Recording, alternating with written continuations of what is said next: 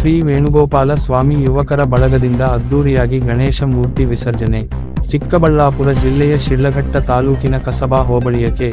ಮುತ್ತಕದಹಳ್ಳಿ ಗ್ರಾಮದಲ್ಲಿ ಶ್ರೀ ವೇಣುಗೋಪಾಲ ಸ್ವಾಮಿ ಯುವಕರ ಬಳಗದ ವತಿಯಿಂದ ಗ್ರಾಮದ ಪ್ರಮುಖ ಬೀದಿಗಳಲ್ಲಿ ತಮಟೆ ವಾದ್ಯಗಳೊಂದಿಗೆ ವಿಜೃಂಭಣೆಯಿಂದ ಗ್ರಾಮದಲ್ಲಿ ಮೆರವಣಿಗೆ ಮುಖಾಂತರ ಮುಖಂಡರು ಹಾಗೂ ಯುವಕರಿಂದ ಗಣೇಶನ ಮೂರ್ತಿಯನ್ನು ವಿಸರ್ಜನೆ ಮಾಡಲಾಯಿತು. ಈ ಮೆರವಣಿಗೆಯಲ್ಲಿ ಪುಟಾಣಿ ಮಕ್ಕಳು ತಮಟೆ ವಾದ್ಯಗಳ ಜೊತೆ ಕುಣಿದು ಕುಪ್ಪಳಿಸಿದರು. ಈ ಸಂದರ್ಭದಲ್ಲಿ ಗ್ರಾಮದ ಎಲ್ಲಾ ಮುಖಂಡರು, ಯುವಕರು, ಗ್ರಾಮಸ್ಥರು ಪಾಲ್ಗೊಂಡಿದ್ದರು.